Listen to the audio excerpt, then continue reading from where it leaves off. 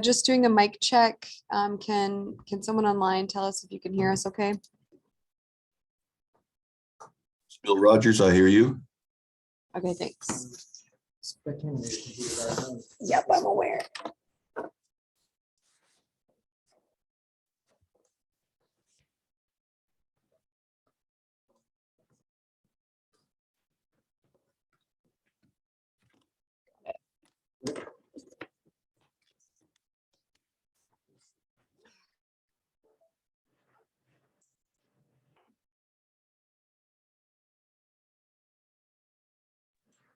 Okay, Bill, can you confirm for us again?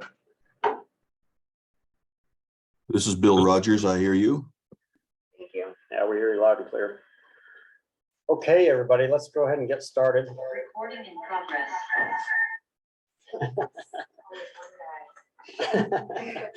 Hopefully, everybody had a great 4th of July weekend. But back to business. I'm going to go ahead and call this meeting to order.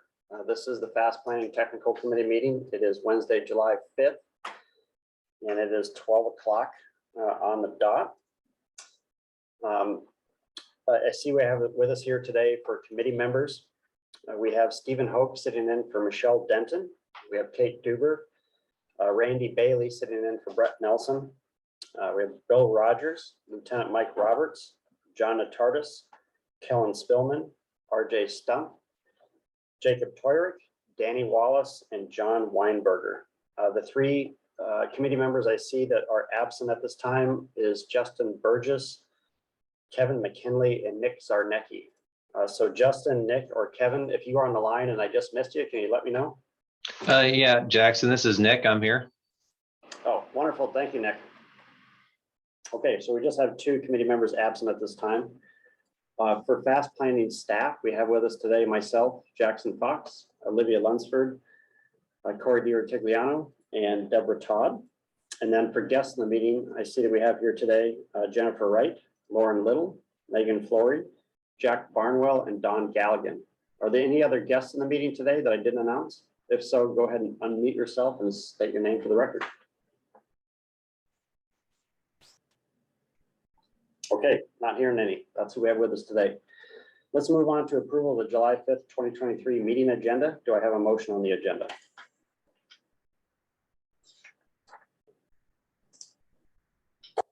Move to approve. Here's move to approve. I'll second. This is Randy. Okay, we got Bill and Randy. All right, any changes to today's agenda?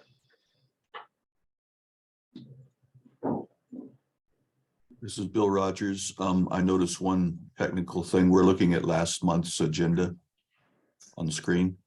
Oh, wrong packet.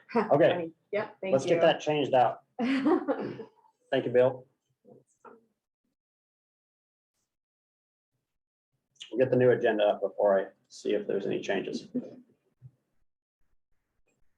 I didn't even notice that. I know. Just because of the numbers.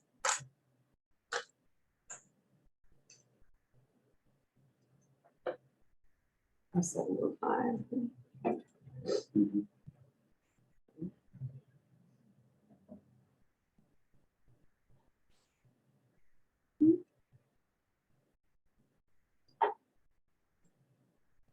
All right, that says July 5th, 2023.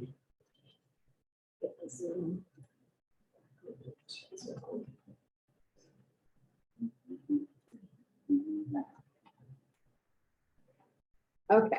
All right, now we got the right agenda up. Thank you, Bill.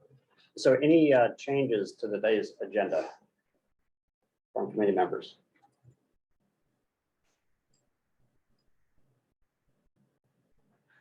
Okay, hearing none. Anyone opposed to approval of the agenda as presented?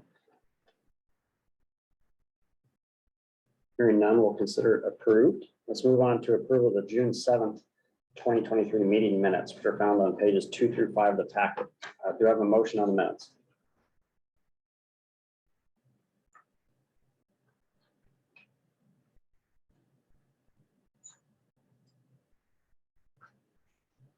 Motion to approve.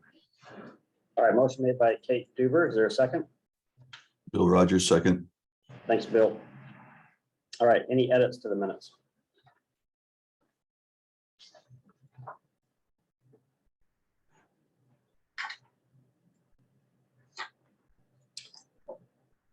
Hearing none, anyone opposed to approval of the meeting minutes as presented?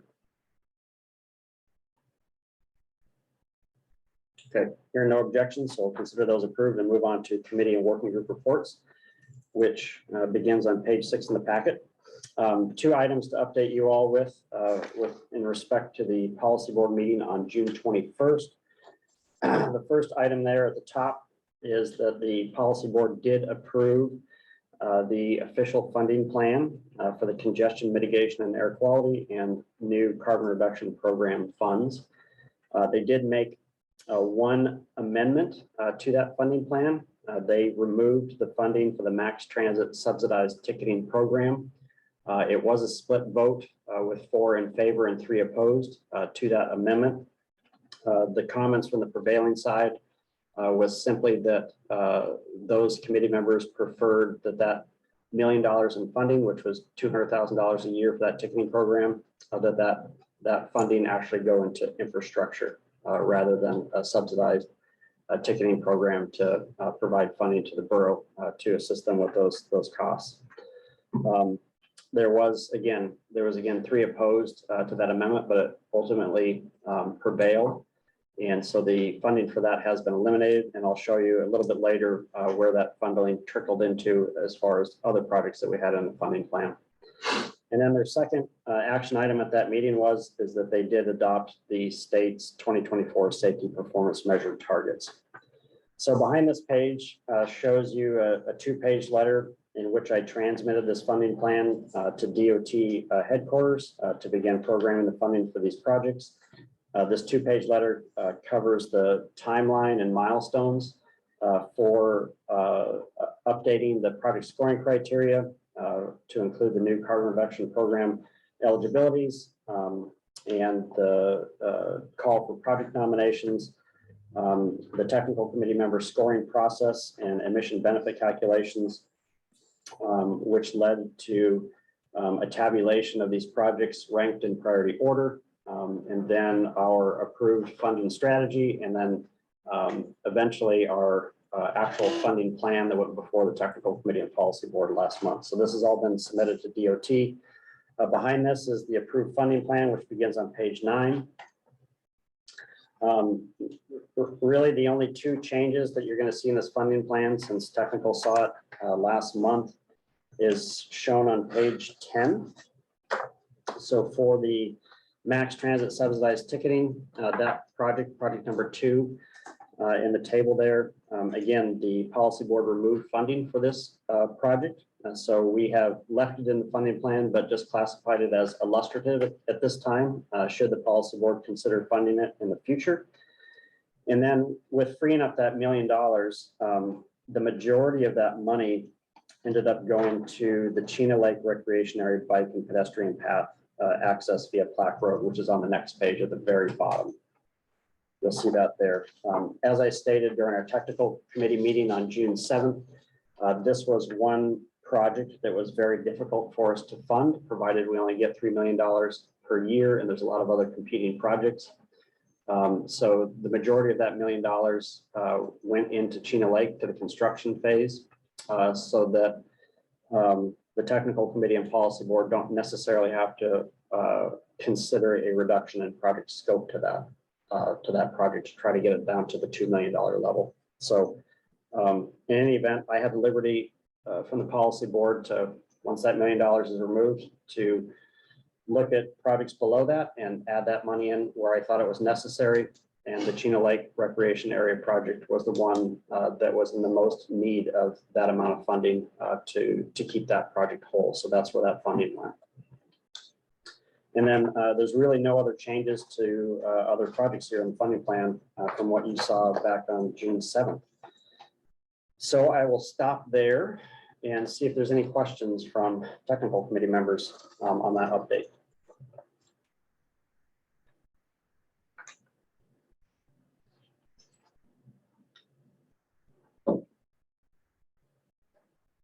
Okay, not hearing any questions. Let's go ahead and move on to our public comment period. there any member of the public in the meeting here today that wishes to provide testimony on anything not listed as an action item on the agenda?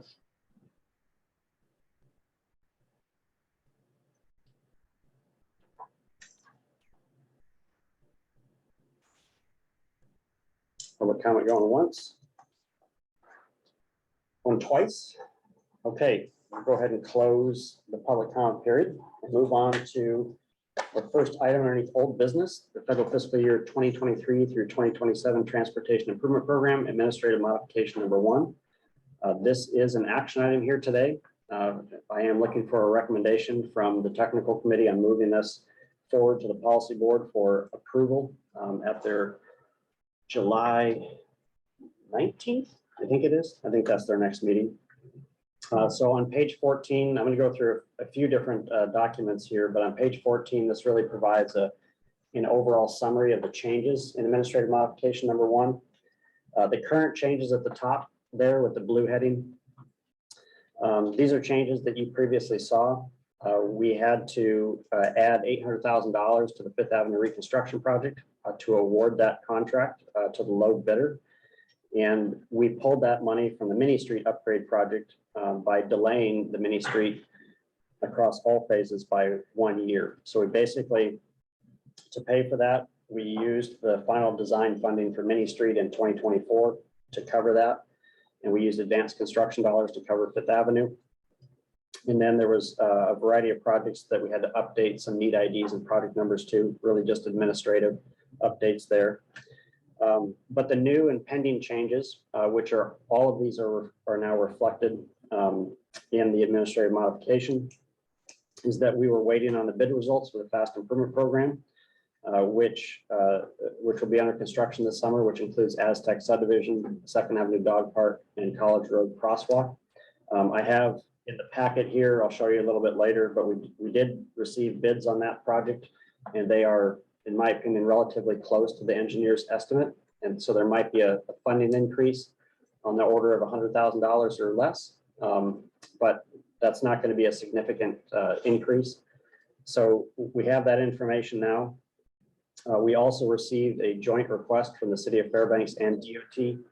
Oh, okay. We also received a joint request from the city of Fairbanks and DOT to authorize half of the final design funding for Mini Street in 2024 to keep that project moving forward on schedule. And the suggestion from DOT to be able to afford that $450,000 in final design funding was to remove the funding for the Airport Way Pega Road intersection study and delay the Lacey Street planning study by 1 year or more. And so those changes altogether, 2 through 4, are now reflected in administrative modification number 1. Of course, the technical committee can amend that or change that request however you see fit, but those changes were included for your consideration. And then the last change is DOT relooked at the construction estimates for Wool Road resurfacing and widening and the Yankovich Miller Hill Road project.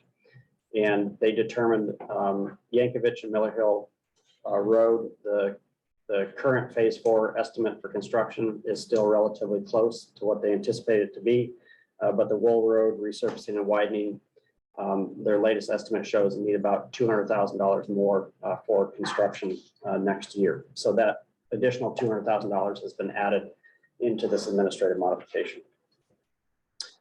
Olivia, on the next page, page 15, you'll see the summary of the changes that I'm about to show you, but this is kind of your cheat sheet for everything I just described there that shows the official changes that were made underneath administrative modification number 1.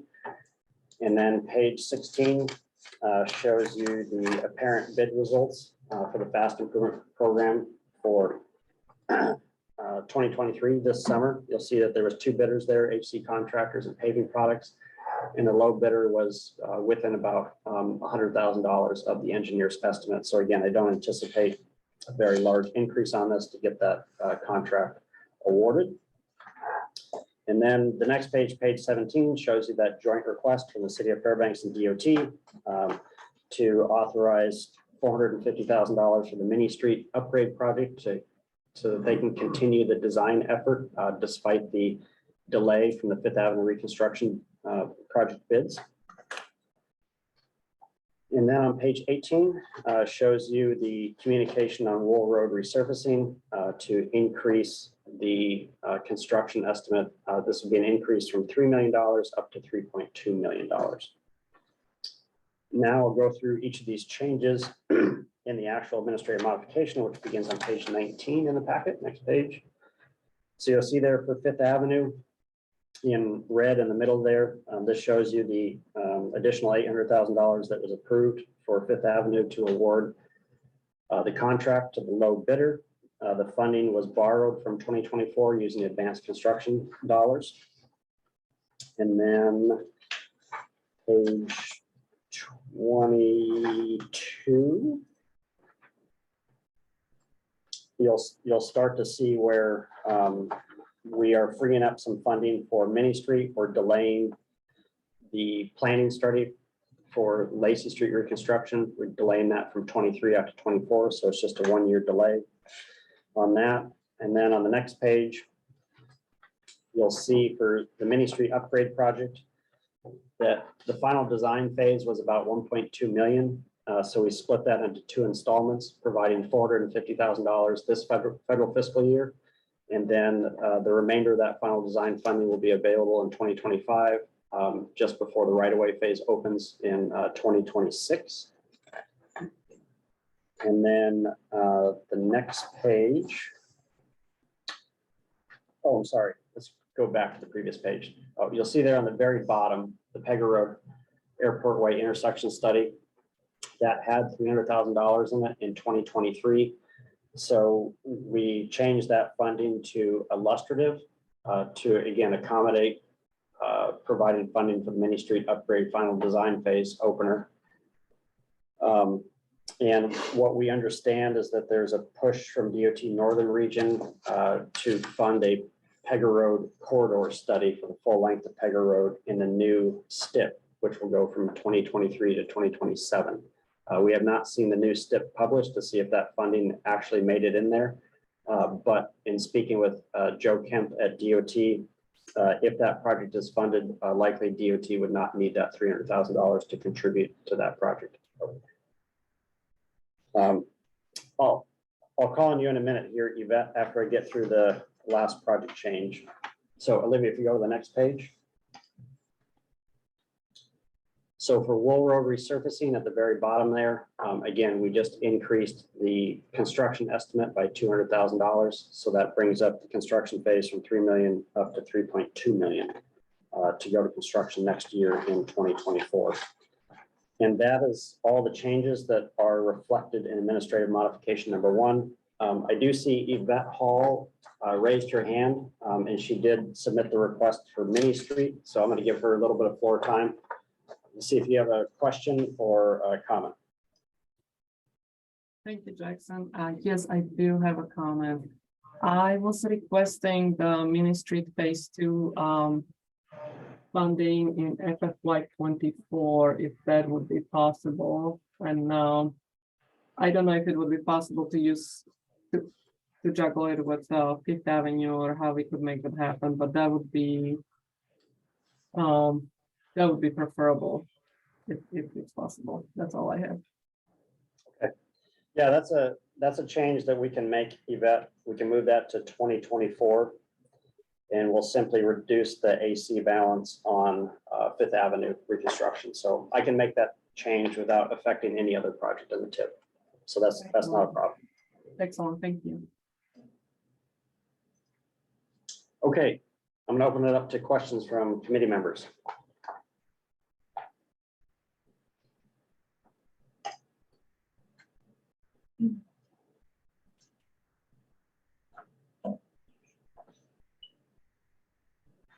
Any committee member questions on administrative modification number 1?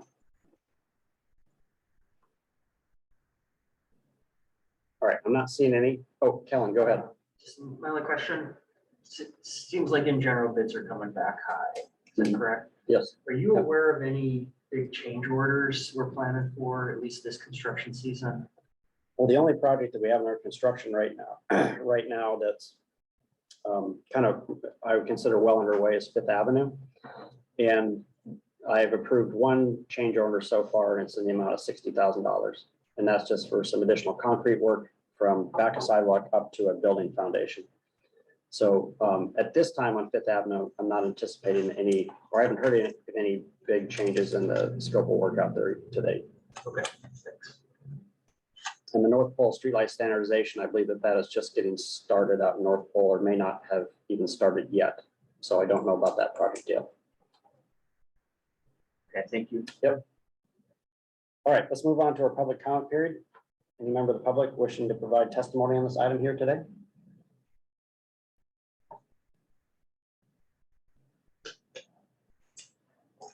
Okay, not seeing any public comments, so we'll close the public comment period. I'm now looking for a motion on TIP administrative modification number 1.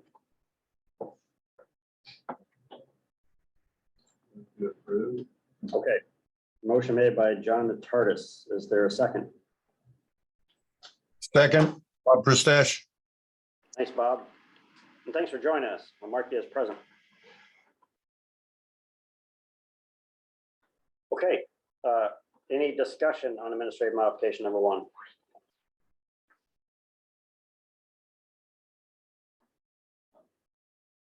Go ahead, John. I guess, do I have to move to approve with the fact that you're gonna move Main Street from 23 to 24? Yeah, let's do an amendment.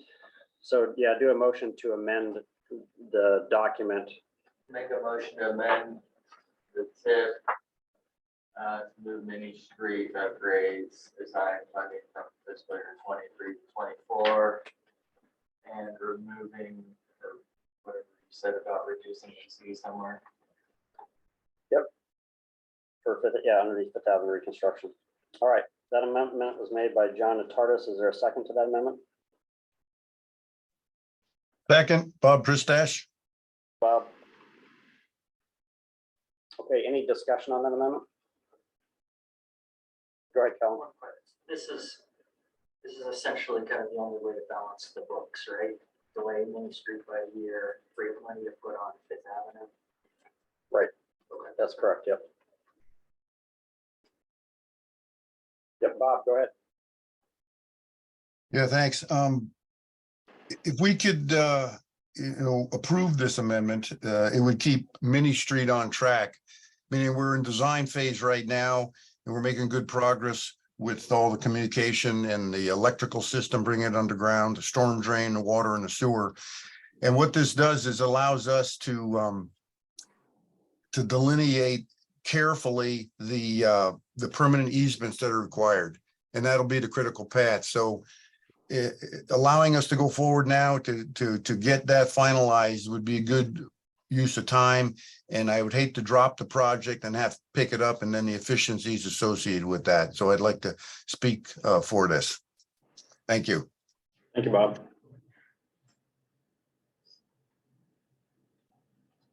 All right, any other discussion on the amendment?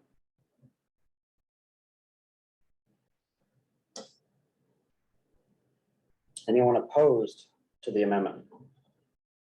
So simply moving that first shot of final design funding on Money Street upgrade from 23 out to 24. Okay, hearing none opposed, we'll consider that approved. So we're back to the main motion as amended. Any further discussion on this administrative modification?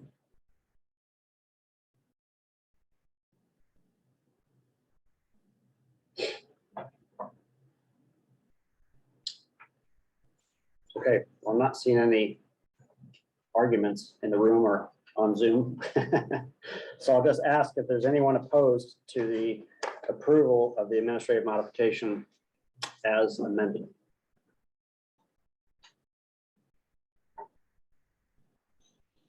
Okay, hearing no one opposed, we'll consider it approved and we'll move it on to the policy board in 2 weeks. Thank you, everybody.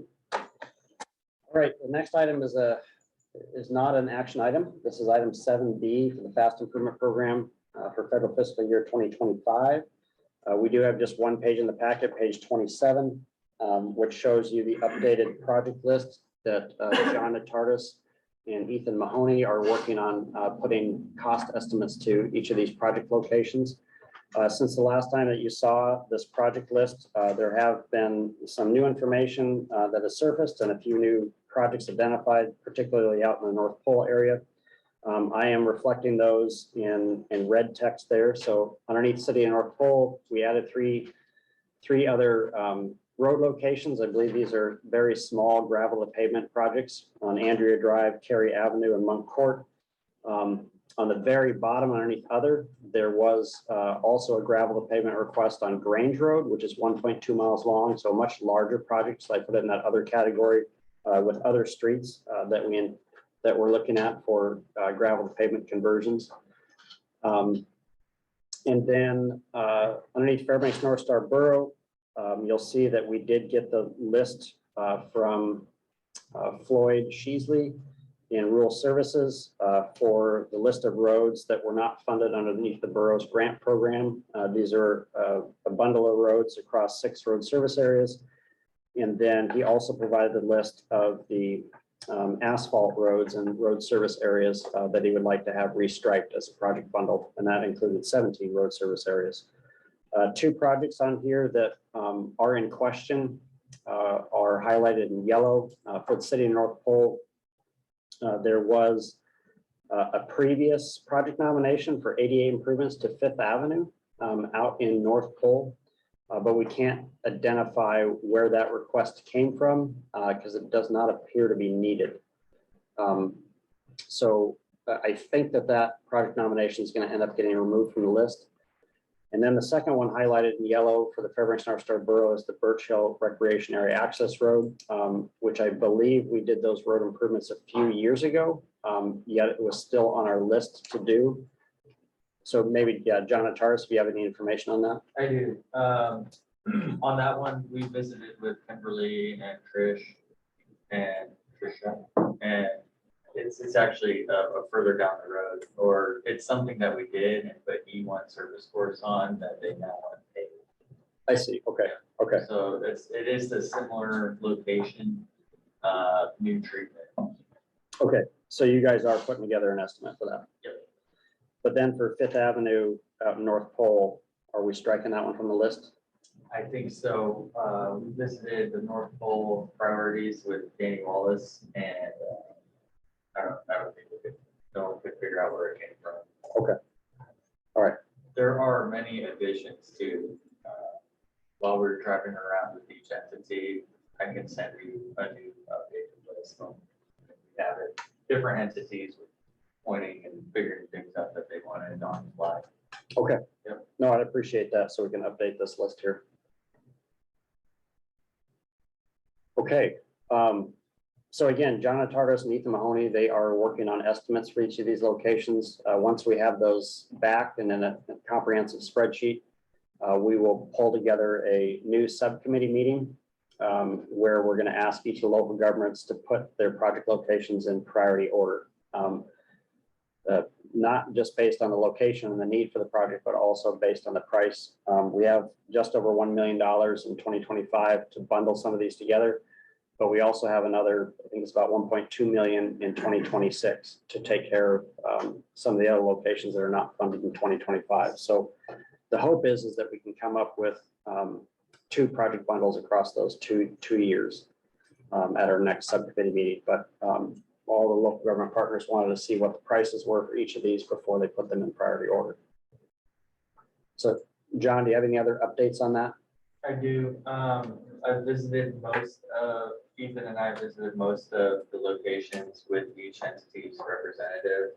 So thanks, like Bob and Danny, Trish and Kimberly and others. We haven't been to a few of the North Scarborough rural services areas yet, and some of the other streets. Okay. We weren't sure who to call, I guess, the city or FNSB, or we could just go out there alone and figure it out. Okay. But in the other category, I did have a question. Who came up with those? Was it a mutual decision or? No, those were separate. like who So did- Leisure Street, Tesoro Avenue and 34th Avenue, Yep. those were identified by the city of Fairbanks. Okay. So you'd want to reach out to Bob on those. Okay. However, The Fairbanks North Star Borough has interest in Leisure Street and Tesoro as well, and we did email the maps from Corey in our office to show you the specific blocks in which they're looking to convert those roads from gravel to pavement to serve their new animal shelter and transit maintenance facility. Okay, So you have Corey's maps, but I think if you have those in hand, you can take care of these locations by talking to Bob Pristash about sounds good. And then we need about probably 3 more weeks before we have all these estimates together. Yeah, I assume that much, yeah. So we may not see these until, we may not have the subcommittee meeting until August sometime. That sounds. Yeah. Okay, any questions from committee members? This is not an action item here today. It's just an informational update. We could have one. Yeah, go ahead, Kellen. I've been thinking more and more about this. It seems like we, over the last couple of years, we've been getting a lot of requests for gravel to pavement projects. Kind of some of my thoughts. I did a little bit of research. I think it was Minnesota DOT that draws a baseline with ADT on roads that I think it's 600 ADT, and Okay. try to pave everything above that and keep gravel everything below that. Is kind of a cost benefit analysis for that. So just my thought process was, it'd be nice if fast planning, I don't know if it would be a policy, but try to set maybe some prioritization baselines with gravel to pavement projects to just give us some tools to try to prioritize all these requests that we're getting. So I think ADT would be a good one, proximity to, parks, schools, city facilities, whatever it is. I think maybe roughing something like that out would be maybe a good addition to a policy to help us with some of these projects in the future. Okay. And I'd be happy to help with that if that's something that maybe the committee would be interested in. Yeah, I think so. I mean, we could include that as a provision underneath the, fast improvement program policy.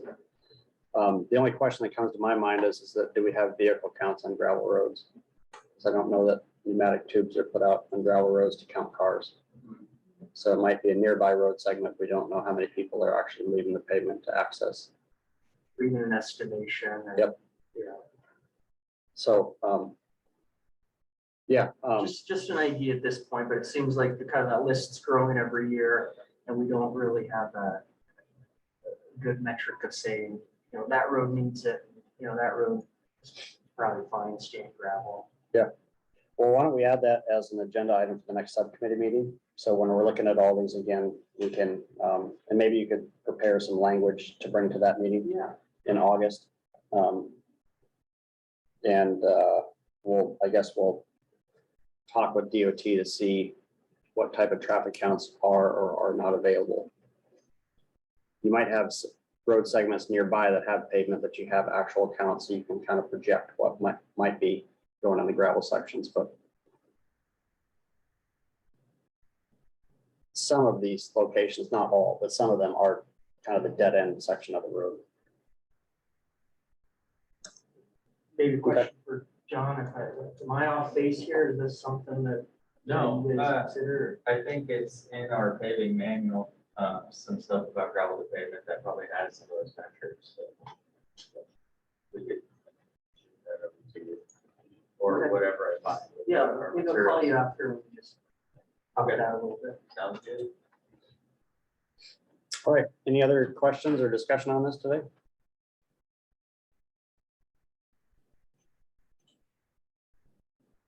Okay, hearing none, let's move on to new business, item 8A, the Steese Johansson Expressway interchange. We do have a presentation in the packet here today, and we have Jennifer Wright and Lauren Little to give us an update on this project.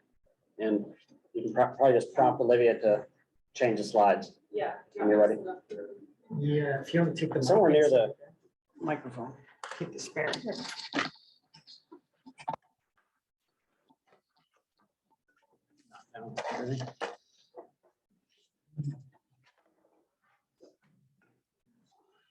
Thanks for the invitation. Mhm. I'm going to give an overview of the Steese Joe project that you may have heard about the past couple months going through the Borough Assembly. yeah, I'll just give you an overview on where we're at with the project, where it came from and what we're trying to solve, and looking forward at our schedule and any questions. So the main purpose of the project at the Steesjo intersection is to enhance both motorized and non-motorized mobility, as well as the user safety at the Steesjo intersection and within the areas that influence the project. You guys probably know some of the issues going through there, especially in the afternoon PM peak, the delay for folks coming down the Johansson and trying to go north, go home on the Stees. Just the delay issue there.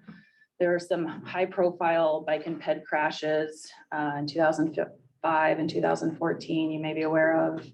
And obviously it's just a critical node for our community, for people trying to head north to the North Slope, or for commuters that live north of town on Farmers Loop or up Chena Hot Springs or in Fox or any of those areas. So yeah, next slide, Olivia. Thank you. So previous effort during the environmental document, they looked at many alternatives. Many of you guys are probably involved in this on the project advisory committee. Everything from no build up to echelons and flyovers. And you'll see diverging diamond interchange there that ended up being the preferred alternative from the environmental document. So yeah, if you want to go to the next slide. So here's an overview with the diverging diamond as the preferred alternative. It basically does, there's 3 bolts, but it does 4 things. You know, it moves vehicles more efficiently through that intersection, specifically the traffic coming down the Johansson and making that left turn that has delays right now. It enhances the bike and ped connections and the routes that they take. And then obviously the long-term congestion and safety relief that you get from a more efficient intersection like that. Next slide, please. So DDIs, it'll be new for Fairbanks. Anchorage has one on Muldoon, Muldoon and the highway going into Anchorage. Basically what happens is it's just a more efficient way to move traffic, especially once for our case, traffic that's coming down the Johansson and making that north turn, that left turn up the Stees. It turns the big intersections from like 3 or 4 signals into a 2-phase, sorry, not signals phase, a 2-phase intersection. So they can make it through and then they have a free flow left turn. So it really gets that movement of vehicles going through there more efficiently. Yeah, that's the main point of the slide, is that free flow left turn there. So it's kind of hard to see here because there's a lot going on, but this is a current view of our layout of the project. And, you know, looking in plan view is a little difficult, but what you'll see is the Stees that's running left to right. That's a bridge. So you're coming up and then you're bridging over that DDI and then coming back down. So the Stees will be going up and over the diverging diamond. And then the Lozelle and Johansson connection is where that diverging diamond is there. Yep. Yeah, so I can answer questions and go back if you guys have specific questions, but that's why that one's there. We get a lot of questions on pedestrian routing. So 2 things I really want to highlight here is on the left, you can see it says relocated pathway and it's green and yellow hatching there. But so we'll be putting a new pathway that connects from basically where the Holiday gas station is in Brown Jug, connecting through that terrain there and intersecting with the Farmers Loop extension, and then fixing the bike path that's not in great condition along Farmers Loop extension up to Farmers Loop Road. So that'll be a path that we're going to put in. It's one of the first steps of the project so that pedestrians during construction can use that connection. And then when we're done with construction, it'll remain. So that is a point of confusion as well, that pedestrian or separated path will remain after construction. And then on the right, you can see there some of the pedestrian paths through the diverging interchange. And it looks kind of wonky in a plan view, but when you're going through as a pedestrian, the biggest change is instead of crossing like 6 lanes of 55-mile-an-hour Stees traffic, you know, now you're crossing 2 lanes at a time with a stoplight there. So it's better for pedestrians to make that big transition over the Stees in smaller controlled chunks like that. So, actually, if you want to go to slide 12, I think it is. Just down like 4 more. this was messed up in my order. One more. There we go. Yeah, just while we're on, kind of on the subject of the pathway, there's this graphic here that shows, so during construction, like I said, that pathway will be put in. We're also gonna be putting a detour for traffic that's coming down the Johansson, and instead of going all the way to the Stees, they'll be turning at Old Stees Highway, Northside Boulevard, and taking that detour to get around the intersection, so that the Johansson moving traffic, that's their way around the construction zone. That detour is temporary only, right? So we're gonna take the roadway out and leave the pathway at the end. And then during this, it's not shown, but the cease traffic, you'll have at least one lane, both north and south during construction. So, Can I ask a question? Yeah. Was the previous road detour getting traffic up on Farmers Loop Extension? Yep. So this is, you guys are actually shortening the detour road. yep, we're shortening it. We're not gonna be sending that traffic down the Farmers Loop Extension Road itself and hitting Farmers Loop. So, All right. yep. Yeah, if you wanna go back like 4 slides, I think. Yep, yeah, so, yeah, that's the detour and the PED. Noise wall, there was potential noise wall. We've finalized, a lot of the design now, we're at 95%. So we reanalyzed the noise wall requirements. And so on this, the subdivision here along the Stees from Trainer Gate up to the Shannon Park Baptist Church, right south of that, we'll be putting a noise wall in. This was deemed, that it was potential. We reached out to the neighborhood there and the affected property owners, and we got a very positive response for the noise wall. So we'll be putting the noise wall in with the project there in that location. So.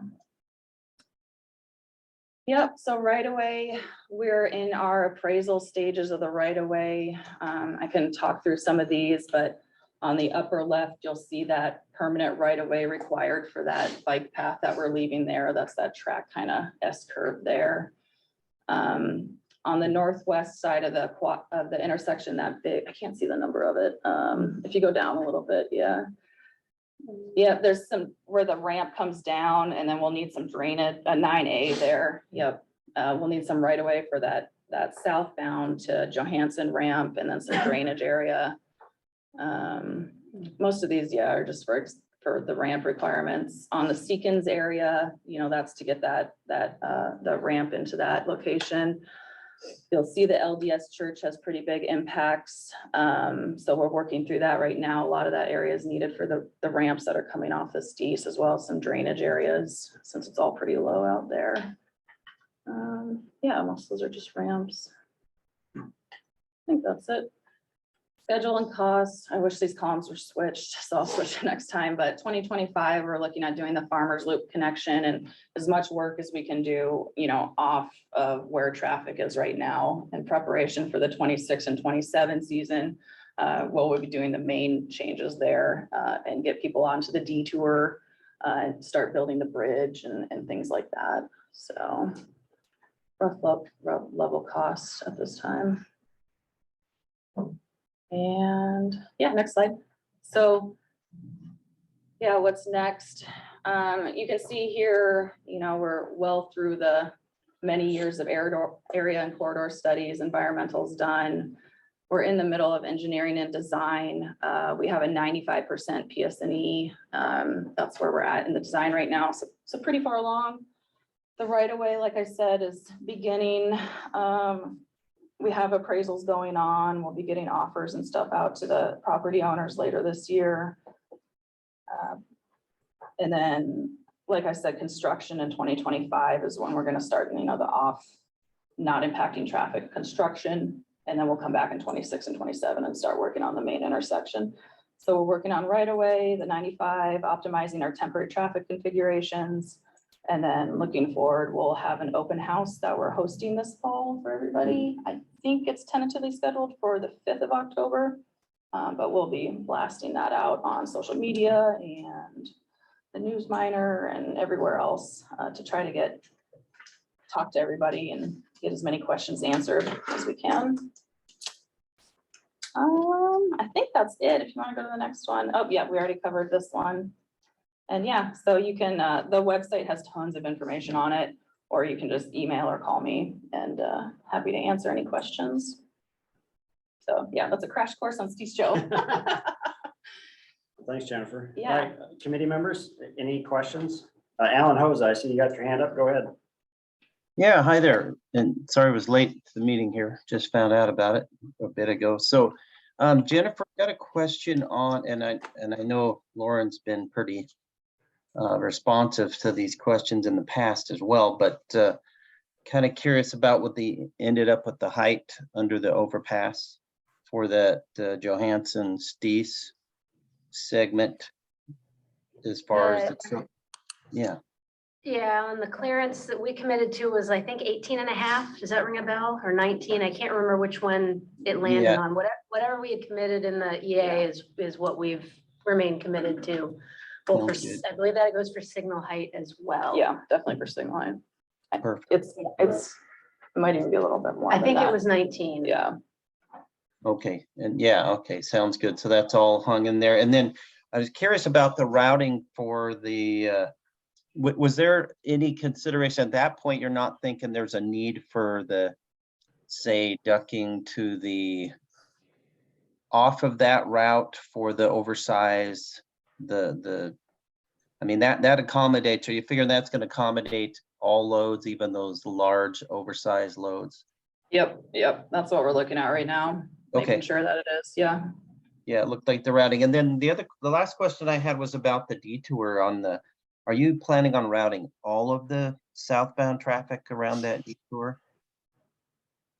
Just Well, Johansson. Yeah, southbound to Johansson. The southbound that's staying south on the Stees will have a one, at least a one lane always during construction going through the project. Okay, because I was considered a lot of the oversized route, and actually the permitted routes generally are Stees to Johansson and then around over to Pager and south to the Mitchell. So is that being considered for all the truck traffic and or oversized going around when Yep, they're right now under construction? Yeah, right now we're working on optimizing that geometry of the temp signal for those large loads that go down for northbound and southbound that have to use the Johansson. Okay, perfect. Oh, thanks. Appreciate the work on all that. Yeah, excellent. Thanks, Alan. All right, other committee members have any questions or comments? Kellen, go ahead. Jim, just one request, and we've had some conversations previously. Could you just fill the committee in where we left off on that recreational tunnel? So right now you'll see it on the figure there. There's below the cartoon stoplight. There's like that. So that represents a ski tunnel that you guys may have heard about. So that ski tunnel will fit in the design of the project. We're carrying it forward in our project, and we still need to figure out the funding for it, for the construction of it, but in terms of environmental and design, we're carrying it forward like it's gonna be a part of it. So, yeah. We've been working with the borough, like Kellen said, on coordinating on that aspect, so.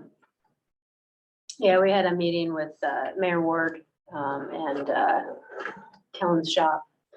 Because obviously a maintenance agreement will be part of that incorporation. So kind of kick some of those conversations off. I think you guys did end up approving the trails plan, correct, Kellen? So that certainly helps the case of it too. Yeah. For that connection. Oh, that's good.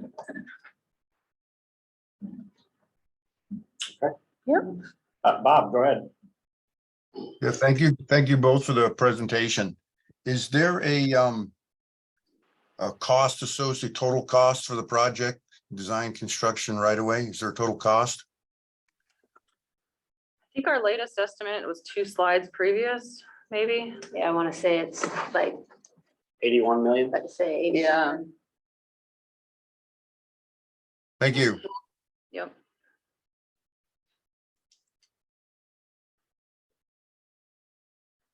How much was University Avenue? In that ballpark in terms of total. total expenditures. Actually, I think we're just construction. I think we're pushing that number off the top of my head. Yep. You know, we broke it into so many chunks and stuff. It's hard to remember, but yeah, University Avenue construction alone was around 80. One of the biggest projects we've ever done. This will be another one. This will be. This one, we're chunking it a little bigger. Right. And- Yeah, this is a mega project for Fairbanks. Yeah. Mega. And Yep. the last iteration of draft STIP, this was still included in the years we were targeting, so. Okay, good. All right. Any other questions or comments? Not seeing any more hands on me in Zoom, so. Thank you, Lauren. Thank you, Jennifer. Yep. Appreciate the update very much. Thanks, guys. Okay. Move on to our last item underneath new business, item 8B, the local electric vehicle infrastructure deployment plan, scope of services. This is an action item here today and begins on page 42. So with the fresh approval of our funding plan for our congestion mitigation and air quality dollars and new carbon reduction program funds, you'll see project number 7 there at the very bottom, a local electric vehicle infrastructure deployment plan. There is $150,000 authorized to get a request for proposals out the door to hire a consultant team with expertise in electric vehicle planning to do a local area plan for Fairbanks and North Pole on getting our community infrastructure ready with charging stations throughout the community. So I have prepared a very short scope of services, which begins on page 43, that we hope to hand off to DOT to get a RFP out the door for us. I did intentionally make the scope of services very brief because we just don't know what we don't know with regard to siting electric vehicle charging stations throughout the community, as well as looking at kind of a market analysis of how many electric vehicles do we have, how many do we expect by the end of this year, and then, you know, moving on into the future. A lot of communities in the lower 48, the electric vehicle fleet on the road is rapidly increasing. Alaska has been a very slow adopter of this technology, considering our cold climate conditions. But we do have about, according to DMV records, about 30 fully electric vehicles in town. There's a lot more hybrids, of course, than that throughout the community, but we are expecting to have at least 100 electric vehicles on the road by the end of this year. And based on some information that I got from Golden Valley Electric Association, they're thinking 1,000 to 4,000 electric vehicles by 2030. So over the next 6 to 7 years. And this is just kind of a guess. We do know that there is high demand at local dealerships for electric vehicles, though we do know some dealerships are discouraging people from purchasing electric vehicles at this time because they can't perform the maintenance work on those vehicles. So there's some challenges and some growing pains to get through here locally. So the scope of work really just kind of opens up with a picture about Fairbanks because we expect the consultant likely to be from the lower 48. There are many examples of electric vehicle infrastructure deployment plans for communities all across the US. This has been kind of a popular thing that other MPOs like ourselves have been spearheading, as well as other cities and counties in the lower 48, trying to get their communities infrastructure ready for this kind of change out or conversion in vehicle fleet. So we have background in the front there, and then, you know, moving into the tasks for the project. This is a pretty small planning effort, just $150,000. But we have stakeholder and public involvement. I have a list there of organizations that we will invite to establish a steering committee. So all of our local government partners, but also specifically including Golden Valley Electric Association, the Fairbanks Economic Development Corporation, Explore Fairbanks, Chamber of Commerce, some of our nonprofit partners, the Alaska Energy Authority, the Alaska Electric Vehicle Association, Recharge Alaska. We want Fort Wainwright and Eielson at the table if possible. And then IBEW, the local electrical union, which we understand for installing charging stations, you have to have a particular certification, for which a training program and certification program needs to be set up at our union hall here locally. So we'd like to have them at the table.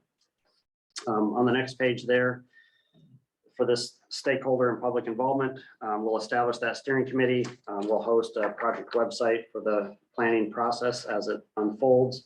Of course, an interactive map for public comments and an online public survey. We anticipate having steering committee meetings on this once it's underway every other month for approximately 1 year, so six meetings total, a couple public open house events, and then updates for the technical committee and policy board. And of course, we're hoping that the technical committee and policy board adopt the final plan once it's ready. The rest of the tasks for this scope of services are pretty standard for our planning efforts. So existing conditions, looking again at our vehicle ownership statistics for electric vehicles and hybrids throughout our community. Looking at manufacturers of electric vehicle charging stations and which ones can perform down to 40 below zero. Right now, we understand there's only one manufacturer out there that can meet that certification, but maybe over time others are able to provide that type of equipment. And even getting down into looking at considerations for folks that own electric vehicles for charging the vehicles at home, what their needs are once they come into town for charging.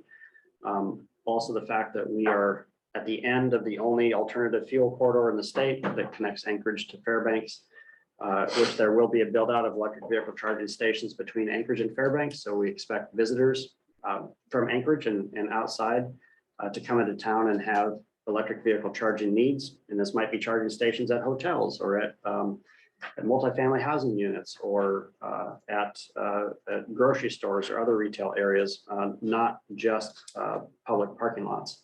But underneath some public-private partnerships, we could secure some funding for electric vehicle charging stations on private properties at some of those locations. So looking at kind of our existing conditions and how the community feels about electric vehicles, getting into vision, goals, and objectives to kind of set up, looking at our existing condition, what needs do we have for our community? And that's really where we get into, looking at, again, those opportunities for public-private partnerships. We understand Golden Valley Electric already has an incentive program for electric vehicle charging stations. You can buy that power at a lower cost per kilowatt hour than regular electricity if it's serving electric vehicles. But then even on the city of Fairbanks side, for building permits, there might be some policy or code updates that may or may not be necessary within the borough code. Looking at power grid impacts with Golden Valley Electric Association. And then one thing that's a specific interest to me on the needs analysis is kind of the siting methodology of, where should these charging stations be located where people will be attracted to use them, or that they're easy to use. And then even looking at a parking lot, where do you put this? You put it up near the storefront, or do you put it at the back of the parking lot? Or is this something that similar to a gas station, is kind of a standalone facility that's not necessarily near shopping or some other activity like that? So again, there's a lot of information here that we don't know, that I think that if we had a consultant on board, they could really assist us with planning out, our initial network of electric vehicle charging stations throughout the community. And then the last task, number 6, is simply the recommendations and implementation plan. And we expect this planning process to last about 1 year, and hopefully it can clue us in a little bit better into what our actual needs are for our communities to put in a network that's a lot more well thought out than we even know at this time. So I'll stop there and see if there's any questions on the scope of services.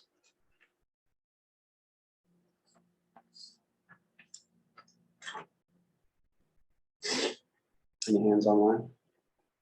Oh, it's up there on the screen. Okay, not seeing any questions. Any public comment on this item today? Minor. Yes, go ahead. Just on task 2, the last line, it says non-asterisk, should say asterisk, asterisk. This is the amendment. Okay. Thank you.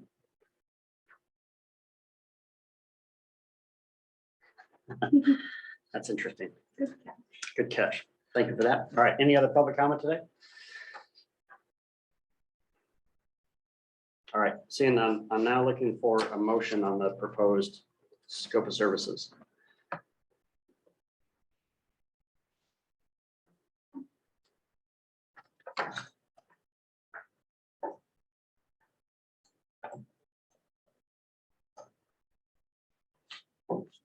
All right, thank you, Kellen.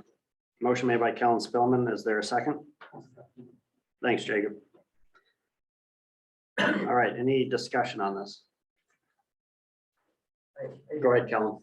I'm not sure it demands a amendment, but I actually just had a meeting last week with, I think it was Gene Chrysler.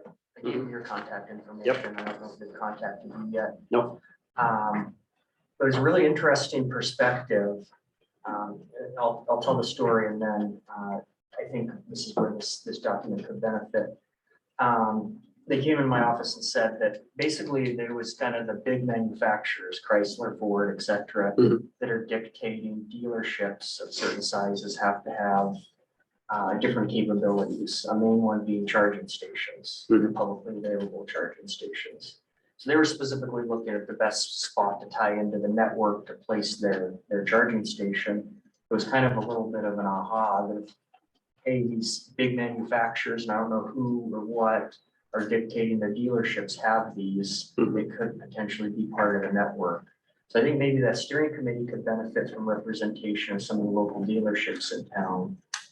At least that was the word I was getting from Gene's Chrysler. I don't know the specifics of the other manufacturers, but that seems to be a big player. Whether or not the dealerships here are purposely marketing or not marketing these types of vehicles, it seems like the bigger manufacturers are at least dictating down to the dealerships that, hey, we're gonna offer these types of services and sell these types of vehicles regardless of where your dealership's located. So I thought that was really interesting. Yeah, it is. All right, So thanks. I'll leave it up to you whether you want to add that specific language in here. I think we could, make it work one way or the other. Yeah, I think it's very appropriate to invite local dealerships for a seat at the table if they're interested in being part of the process. Yeah, absolutely.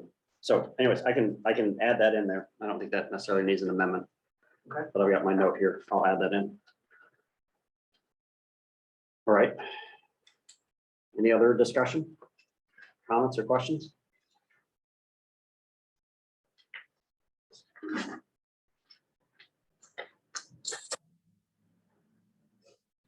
Okay, not hearing anyone. So anyone opposed to recommend the policy board approve this scope of services so that we can get a request for proposals out the door? Hearing no one opposed, we'll consider it approved then and move on to informational items. Our Metropolitan Planning Area Boundary Development Update, which is pages 46 through 49. Included in the packet are the two maps that you saw during our last meeting.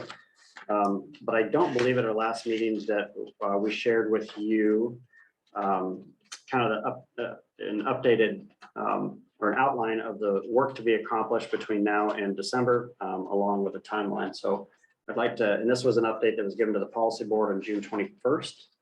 But Olivia, if you will go over this briefly? Sure. Yeah, so briefly, I guess one thing that we did say we needed to add to this particular timeline is also the addition of updating our public participation plan. So keep in mind that that'll be kind of woven into the fabric of this particular timeline. From now until late September, we're planning to get working on all the things that you'll see on page 48, forming the boundary update committee, which will include a lot of collaboration with the Fairbanks North Star Borough, the community planning department, including plating, assessing, land management, and digital services, just so we at least have one borough GIS person on this particular committee as well. And an Eielson Air Force Base representative, considering that jump or hop that we were looking at towards Eielson Air Force Base. So we're going to form that committee, and during that period of time, we're also going to be gathering this data. That includes Department of Labor statistics, census block data, TAS polygons, and everything else that we kind of talked about at our last Google committee meeting. We're hoping to define a minimum boundary through the early stages of, or the early parts of September. And then we'll start setting the schedule and the deadlines for all of the meetings kind of from then on.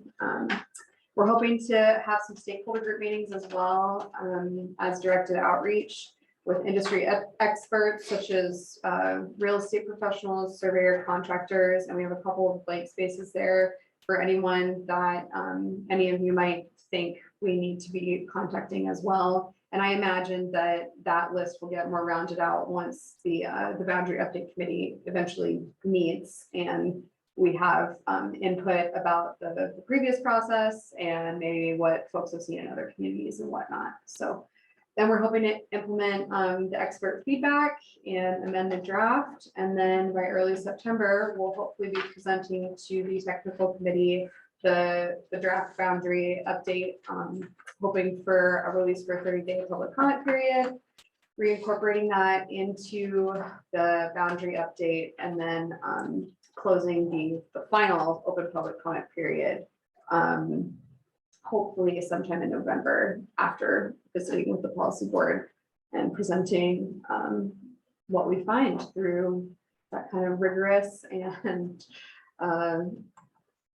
tightly scheduled process, but it's gonna be fine. Yeah, we're gonna get it. We're gonna make it happen. And then we'll present that draft boundary update, and hopefully we'll be transmitting it to the governor for approval before January 2024. So it's ambitious, it's a little lofty, but I think that we can do it as long as everyone is game to get this done. So, yeah. Okay, thanks, Olivia. Any questions for Olivia? I had Go ahead, one Kellen. comment.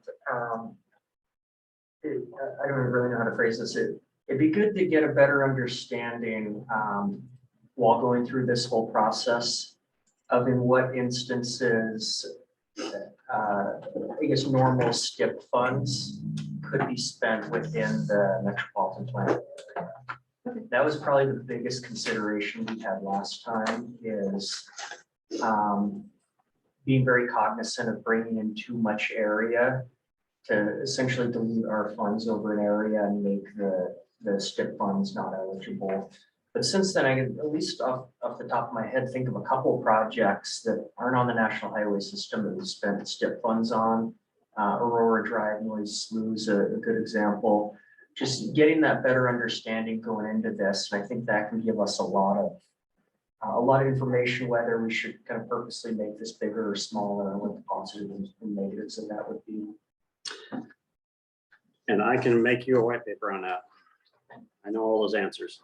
That'd be really good. I think, On for the this on committee the and federal for us side, as it's the TAP program, the CTP program, all of these programs are eligible for DOT to authorize money within our boundary. But by certain DOT policies, they've made some of these programs ineligible, even though it's specifically allowed in federal code. But in any event, I can absolutely, as part of this process, I can flesh that out. Yeah, I think that'd be very helpful. Thanks. There's also some language in Alaska Administrative Code that hasn't been updated since the 70s, which is hampering the ability for some of these projects to move forward in our area. Okay. So in any event, yeah, that's a good point, and I can do that for the group.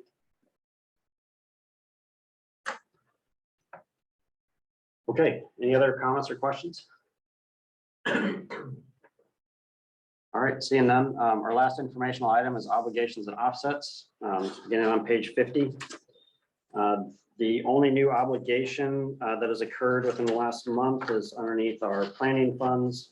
So the transit plan Funds have been obligated. That contract to update the borough's transit plans was awarded to R&M Consultants with their subcontractors are Alta Planning and Design and Dowell. And I believe the protest period on that closed last week.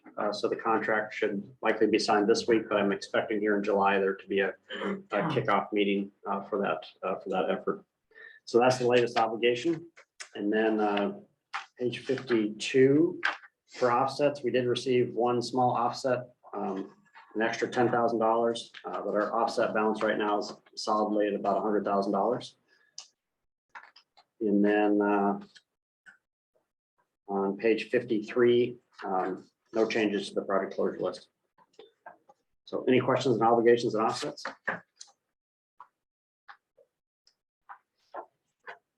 Okay, hearing none, we'll move on to committee member comments. Is there any committee member comments today? Okay, go ahead, Kellen. So my comment that was alluded to a little bit earlier, it was a kind of a long process, but in June, the assembly approved the trail plan. So it was about a year process of hearings associated with that. I think it's been almost a year since this body and the policy board acted on a letter of support for that. So as of, I think it was the 20th, that has been officially approved. There were quite a few amendments to it at the public hearing, or I'm sorry, the final hearing. But one project that was specifically talked about and specifically kept in the plan was what came up today, the connection under this expressway. That DOT likely building the tunnel, but the question is, where does it go? So having the connections on both sides of that to be able to accommodate that, implement it. So it's something we're working on. We have some money kind of set aside in our own capital improvement program to start securing some of these easements. I think it was really important that project was kept in, but the full trail plan was ultimately approved, and we have quite a few trails that were added to that as opposed to the 1985 trail plan. Many of those trails either stayed in or were slightly rerouted, but we have about 40 to 50 additional trails that were added in this trail plan. Great. It's been adopted, and we're working on, or when we get a new trail coordinator, we'll work on implementation of that. Awesome. Thank you, Kellen. It's a good update. Any other committee member comments?